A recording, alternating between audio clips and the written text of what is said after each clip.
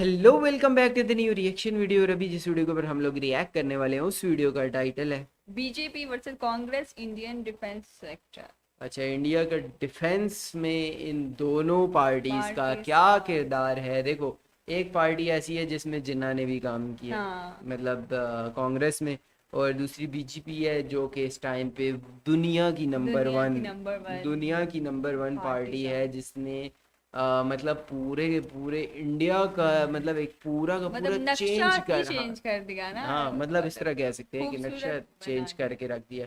तो लेट्स को देखते हैं कि इन्होंने डिफेंस में क्या कुछ किया है। तो आप लोग का जो भी ओपिनियन हुआ कमेंट सेक्शन के अंदर, आप लोग जोन सी भी पार्टी को सपोर्ट करते हो लाजिम से कमेंट के अंदर बताना है। बीजेपी वर्सेस कांग्रेस, ये हमारे देश में एक ऐसा टॉपिक है जिस पर हमेशा ही डिबेट चलती रहती है। यहाँ तक कि अगर आपको डिबेट के लिए कुछ भी टॉपिक नहीं मिल रहा है, आप बीजेपी वर्सेस कांग्रेस का टॉपिक ले लीजिए, आपको डिबेट करने वाले बहुत लोग मिल जाएंगे। तो ये चलिए आज होता के है इस एपिसोड में इस पॉलिटिकल। बात में चर्चा करते हैं कि भारत के डिफेंस सेक्टर में इन दोनों पॉलिटिकल पार्टीज में से किसका कितना योगदान रहा है। और इस एपिसोड में हम 1947 से लेकर 2023 तक इंडियन डिफेंस सेक्टर में जो भी महत्वपूर्ण डेवलपमेंट्स हुए हैं उन सभी को कवर कर जैसे ये दो इसमें पार्ट। जंग भी आने वाली है, नो जंगें भी सर। होंगी और वो सारी चीजें वाला है। बताएंगे। और हमें पता है कि इस टॉपिक पर आप सभी के विचार अलग अलग हो सकते हैं, तो इसलिए आपके जो भी विचार होंगे तो आप उसे इस वीडियो के कमेंट सेक्शन में शेयर कर सकते हैं।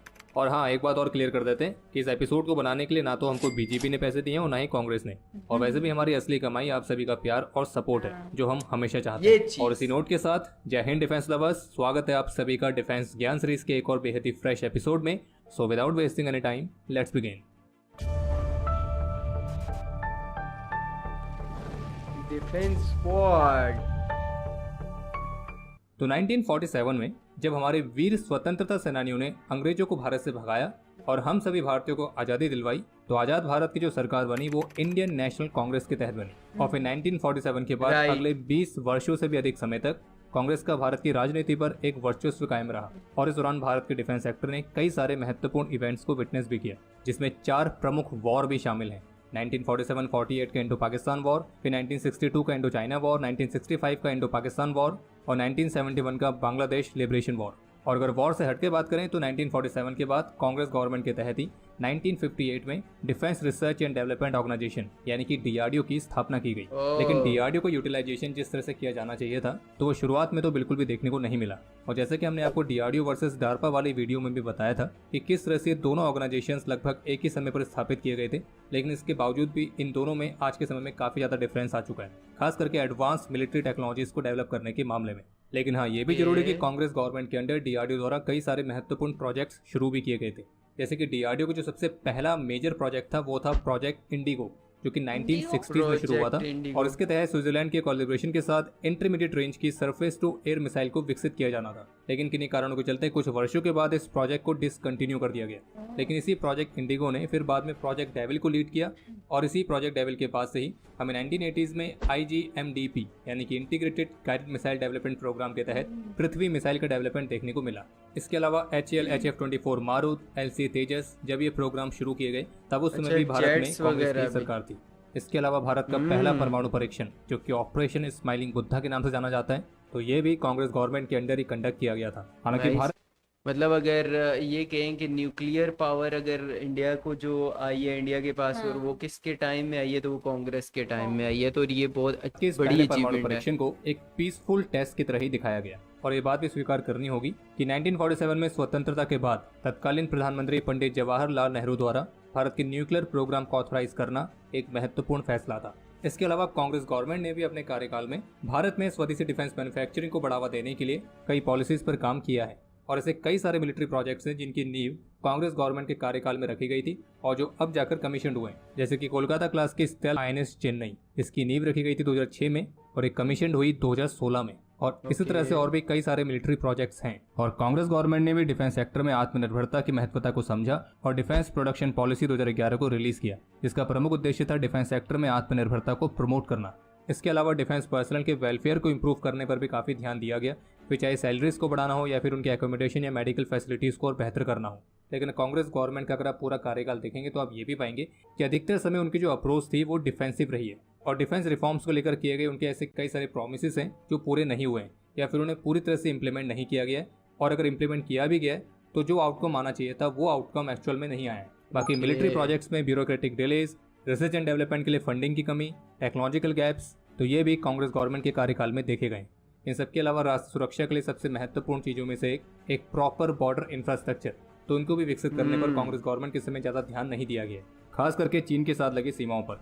अब अगर बात करें बीजेपी गवर्नमेंट का इंडियन डिफेंस में कैसा इंपैक्ट रहा है, तो कांग्रेस गवर्नमेंट की तुलना में भारत की राजनीति में बीजेपी गवर्नमेंट का जो कार्यकाल है वो कम है, लेकिन इसके बावजूद भी बीजेपी गवर्नमेंट ने भी इंडियन डिफेंस सेक्टर में एक महत्वपूर्ण प्रभाव छोड़ा है, जैसा कि कांग्रेस गवर्नमेंट के कार्यकाल के अगर देखा जाए ना तो मेरे ख्याल से बीजेपी के अंदर इनका डिफेंस ज़्यादा मजबूत हुआ है, क्योंकि बहुत सारी नई टेक्नोलॉजीज आई हैं, नए जेट बनाए गए हैं, नए मिसाइल्स बनाए गए हैं, बहुत सारी चीज़ें नई आई हैं।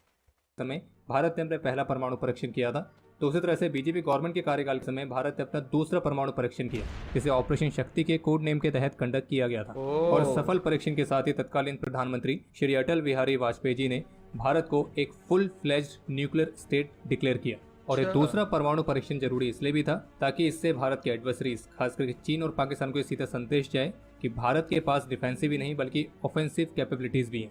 इसके अलावा बीजेपी गवर्नमेंट ने अपने कार्यकाल में स्वदेशी डिफेंस मैन्युफैक्चरिंग को प्रमोट करने के लिए ऐसे कई सारे इनिशिएटिव्स को शुरू किया, जो कि आज के समय में भारत के डिफेंस सेक्टर को एक अलग लेवल पर ले जा रहे हैं। फिर चाहे वो मेक इन इंडिया वाला इनिशिएटिव हो या फिर स्वदेशी मैन्युफैक्चरिंग को बढ़ावा देने के लिए नेगेटिव इंपोर्ट लिस्ट को जारी करना। इसके अलावा बीजेपी गवर्नमेंट की तरफ से बॉर्डर इंफ्रास्ट्रक्चर के डेवलपमेंट पर काफी ज्यादा ध्यान केंद्रित किया गया है। बाकी थिएटर कमांड्स को बनाना और फैक्ट्रीज की एफिशिएंसी को बढ़ाने के लिए उनका निगमीकरण करना, डिफेंस सेक्टर में प्राइवेट सेक्टर, स्टार्टअप्स, एमएसएमईज, इन सभी को बढ़ावा देना, तो ये वो सारे इनिशिएटिव्स हैं जो कि आज के समय में भारत के डिफेंस एक्सपोर्ट को एक बहुत महत्वपूर्ण बढ़ावा दे रहे हैं। इसके अलावा बीजेपी गवर्नमेंट के कार्यकाल के तहत ही मिशन शक्ति के तहत भारत ने अपनी पहली एंटी सैटेलाइट मिसाइल का भी परीक्षण किया था। इसके अलावा इंडियन एयरफोर्स के 36 रफाल फाइटर्स, 83 LCA तेजस MK1A, K9 हाविट्जर्स, MS-60R Romeo helicopters, US की कैटसा वाली धमकी के बावजूद S-400 एयर डिफेंस सिस्टम की डील को साइन करना, तो ये कुछ ऐसी महत्वपूर्ण डिफेंस डील्स हैं जो कि बीजेपी गवर्नमेंट के कार्यकाल के दौरान साइन की गई थी।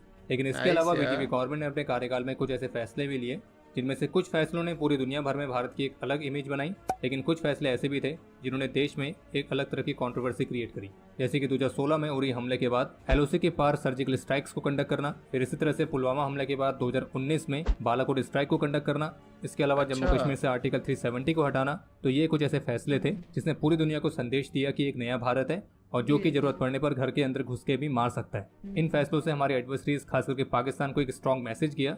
इसके अलावा इनसे देश का मोराल भी बूस्ट हुआ और बीजेपी गवर्नमेंट ने इस तरह के स्ट्रॉन्ग डिसीजन से नेशनल सिक्योरिटी के मामले में अपने एक मजबूत पक्ष को भी प्रदर्शित किया कि वो देश की सुरक्षा के लिए पूरी तरह से प्रतिबद्ध है।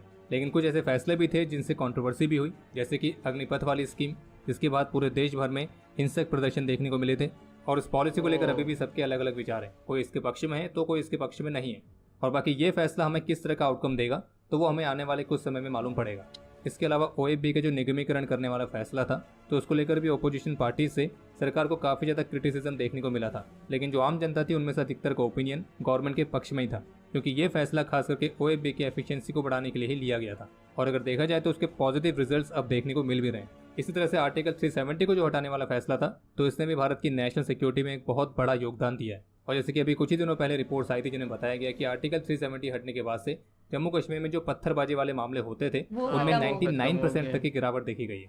और अगर हम बीजेपी गवर्नमेंट के पिछले डेकेड के डेवलपमेंट्स को देखेंगे, यानी कि 2014 के बाद से, तो फिर उस दौरान आपको इंडियन डिफेंस सेक्टर में बीजेपी गवर्नमेंट का एक मेजर इम्पैक्ट देखने को मिलेगा।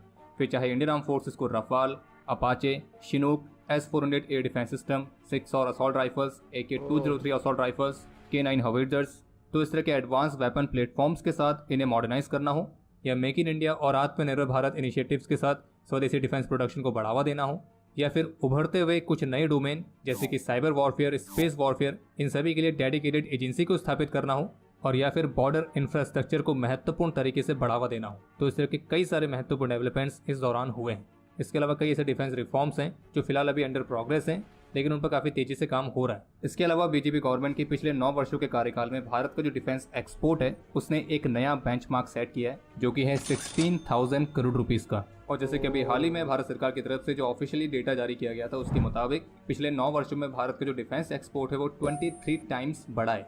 हालांकि ऐसा नहीं है कि 2014 से पहले डिफेंस एक्सपोर्ट होता ही नहीं था, बल्कि 2014 से पहले भी एक्सपोर्ट होता था और हमने उसका डेटा निकालने का प्रयास किया, पर उसका इंडियन गवर्नमेंट की तरफ से तो कोई डेटा देखने को हमें नहीं मिला, लेकिन सिप्री की तरफ से जो डेटा निकाला जाता है वो जरूर हमें मिल गया। और अब अपने स्क्रीन पर जो ग्राफ देख रहे हैं, ये ग्राफ है सिप्री के मुताबिक भारत के आर्म्स एक्सपोर्ट का, और आप देख सकते हैं कि भारत के आर्म्स एक्सपोर्ट में 2004 से लेकर 2011 तक काफी ज्यादा फ्लक्चुएशन देखने को मिला है, लेकिन 2011 के बाद ये ग्राफ काफी तेजी से बढ़ा है। हालांकि 2019 में ये नीचे को आया है, तो ये वो टाइम है जब पूरी दुनिया में चाइनीज वायरस का संकट छाया हुआ था। तो ऐसे में यहाँ पे एक्सपोर्ट में गिरावट आना सीधी सी बात है। लेकिन 2019 के बाद 2020 में भारत के आर्म्स एक्सपोर्ट ने एक बहुत लंबी छलांग लगाई है।